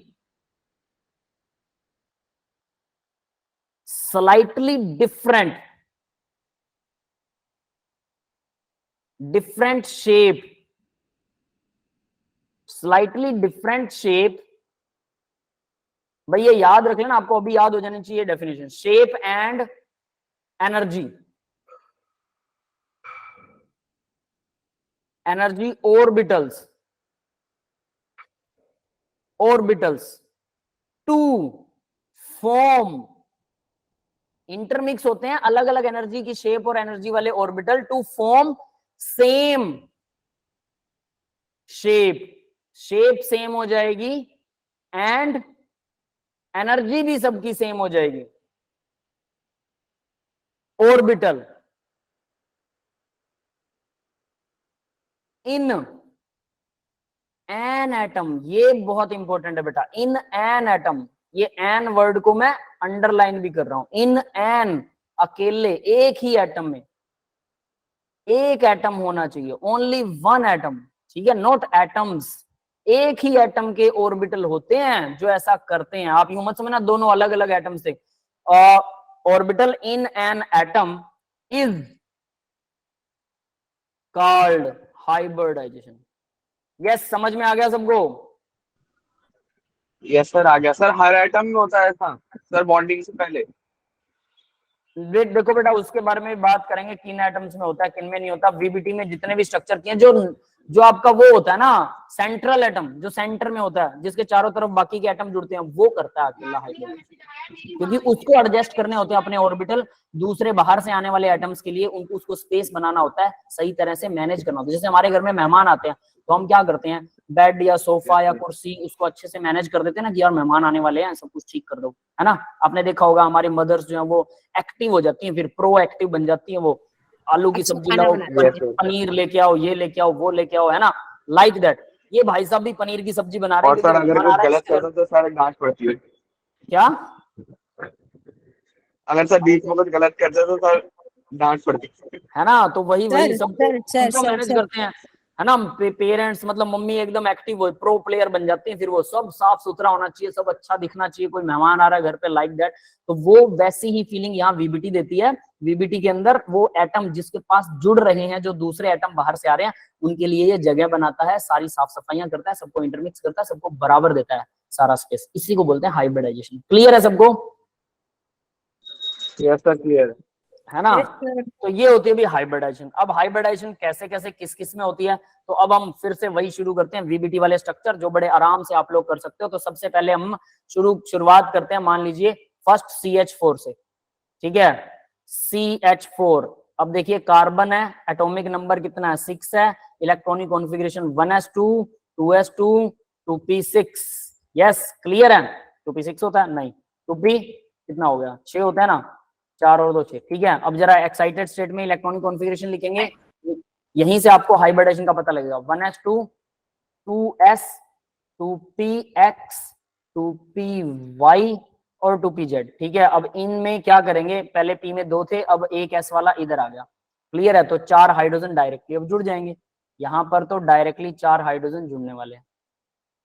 तो देखो इसने क्या किया, कार्बन ने क्या किया पता है, अपने एक s और 3 p ऑर्बिटल्स को क्या किया, मिक्स कर लिया, इंटरमिक्सिंग, और सबकी एनर्जी और शेप सेम कर ली। अब हाइब्रिड ऑर्बिटल की शेप बता देता हूं आपको, हाइब्रिड ऑर्बिटल की शेप कैसी होती है, यहां पे ही लिख रहा हूं, शेप ऑफ हाइब्रिड ऑर्बिटल। सबकी शेप सेम होती है जितने भी बनेंगे, ठीक है, तो उसमें कोई दिक्कत ही नहीं, एक ही शेप याद करनी है, वो तभी एक बड़ा लोब और एक छोटा लोब, बस ये होती है shape of hybrid orbital. Yes guys clear है बेटा सबको? यस क्लियर है सर, अजीब सी शेप। सबकी शेप ऐसी होती है सबकी। तो देखो यहां पर S ने इंटरमिक्स किया, अब देखो हाइब्रिडेशन आपकी आंखों के सामने है, जितने भी ऑर्बिटल बॉन्ड बना रहे हैं ना, ये सब हाइब्रिड ऑर्बिटल हैं। और याद रखना पाई बॉन्ड भी हाइब्रिडाइजेशन में पार्टिसिपेट करता है। ओके पाई बॉन्ड कह रहा हूं, सॉरी, पाई बॉन्ड हाइब्रिडेशन में पार्टिसिपेट नहीं करता, ओनली सिग्मा बॉन्ड करता है और लोन पेयर करता है। तो लोन पेयर आपको पता है कैसे निकालते हैं, है ना। सिग्मा बॉन्ड कैसे बनता है, सिंगल बॉन्ड हमेशा सिग्मा होता है, अगर डबल है तो दूसरा बॉन्ड हमेशा पाई होगा, ट्रिपल है तो तीसरा बॉन्ड भी पाई होगा, एक ही बॉन्ड सिग्मा होगा। क्लियर है, सारी चीजें अब आपको क्लियर कट होंगी ऑलरेडी, है ना। तो यहां अब उसको बनाते हैं, तो इसकी हाइब्रिडाइजेशन देखो कितनी होगी। तो यहां हाइब्रिडाइजेशन चेक करने के लिए हाइब्रिड ऑर्बिटल कैसे चेक करते हैं, तो इसके लिए ना एक स्टेरिक नंबर होता है भाई, स्टेरिक नंबर ऑलरेडी आपको पता है वो स्टेरिक नंबर क्या होता है। उसमें क्या होता है मैंने अभी बताया था, lone pair plus sigma bond, मतलब सारे सिंगल बॉन्ड और लोन पेयर, इन दोनों को जोड़ दो स्टेरिक नंबर आ जाएगा। तो हमारे ऊपर वाले एग्जांपल में स्टेरिक नंबर कितना है भाई, लोन पेयर तो 0 है, सिग्मा बॉन्ड कितने हैं 4 हैं, तो आपके पास स्टेरिक नंबर कितना आ गया 4 आ गया। हाइब्रिडाइजेशन क्या होगी, हाइब्रिडाइजेशन सीधा S से शुरू करो, हाइब्रिडाइजेशन, ठीक है।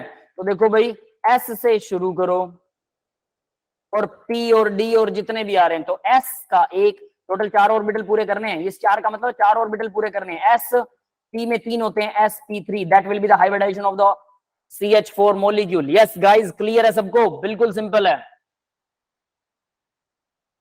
हम पहले से सब कुछ कर चुके हैं, मुझे लगता है कि वो सब आपको आता है, ये इलेक्ट्रॉनिक कॉन्फ़िगरेशन लिखना, बस देखना क्या है कितने ऑर्बिटल हैं जो हाइब्रिड हो रहे हैं, बस सबके साथ सिंगल बॉन्ड बनाए हमने, जितने भी अभी तक स्ट्रक्चर करे हैं सबके साथ सिंगल बनाए हैं, तो सारे हाइब्रिड ऑर्बिटल हैं। लोन पेयर को भी अंदर काउंट कर लेना, बस बात खत्म।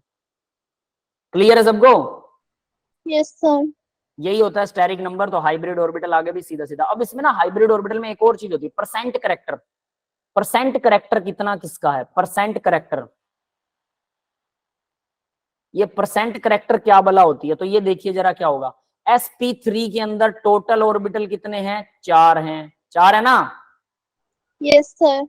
तो 4 ऑर्बिटल्स को अब मैं देखिए क्या करूंगा, 100% डिवाइडेड बाय 4 इक्वल आ गया 25% ईच। इसका मतलब हर एक ऑर्बिटल का करेक्टर कितना है 25% है। एक तो हाइब्रिड ऑर्बिटल में देखो 4 ऑर्बिटल हाइब्रिडाइज हुए थे, एक s का और 3 p के, तो बन गया हाइब्रिड ऑर्बिटल का नाम क्या होगा sp3, चारों ऑर्बिटल का नाम, क्योंकि अब चारों ऑर्बिटल सेम है ना, तो चारों का नाम sp3 sp3 sp3, 4 ऑर्बिटल है, चारों के चारों sp3। क्लियर है बेटा? जरा यहां देखिए CH4 का मॉलिक्यूल बना के दिखा रहा हूं, अब CH4 का मॉलिक्यूल, कार्बन तो ये हाइब्रिड ऑर्बिटल बना रहा है भाई साहब। मॉलिक्यूल का स्ट्रक्चर वैसा ही बनेगा जैसा हमने बनाया था टेट्राहेड्रल, याद है? ये ट्रायंगुलर टाइप में बना के और एक ऑर्बिटल जो है वो थोड़ा सा बाहर निकालते हैं, ठीक है? ट्रायंगुलर टाइप में बन गया और एक ऑर्बिटल थोड़ा सा बाहर निकल गया। ये ऐसा याद है सबको? स्ट्रक्चर ऐसे बनता है, ऐसे। यस सर, याद है। ये वाला स्ट्रक्चर, तो मैं यही स्ट्रक्चर बना रहा हूँ, बस ऑर्बिटल शेप में बना रहा हूँ। तो ये 4 ऑर्बिटल हैं। अब इसका छोटा लोब कहाँ गया? ये रहा इसका छोटा लोब, ये रहा इसका छोटा लोब, ये रहा इसका और ये रहा इसका। तो कुल मिला के कार्बन को गायब कर दो या फिर मत दिखाओ, कोई फर्क नहीं पड़ता। तो ये चारों हाइब्रिड ऑर्बिटल हैं और यहाँ लग गया हाइड्रोजन, है ना?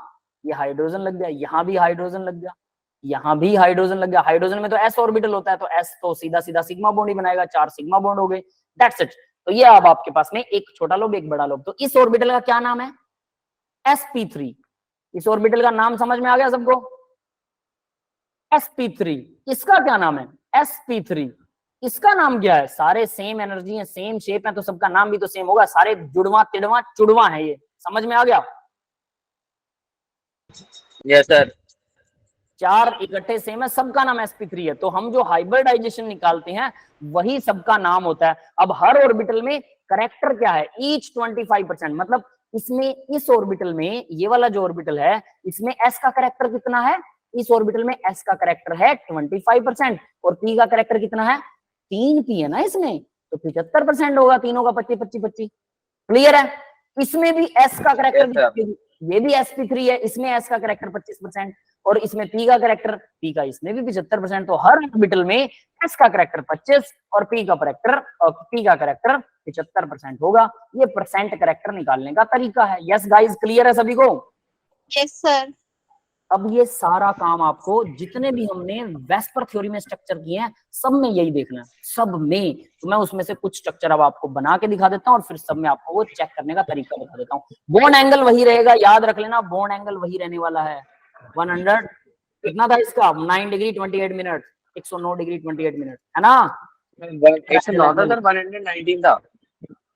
19 नहीं है बेटा, 109 degree, 109.28 degree 28 minute, 109 degree 28 minute होता है टेट्राहेड्रल, ठीक है? बॉन्ड एंगल सेम रहेगा, शेप सेम रहेगी, स्ट्रक्चर सेम रहेगा, ज्योमेट्री सेम रहेगी, सब कुछ सेम रहने वाला है।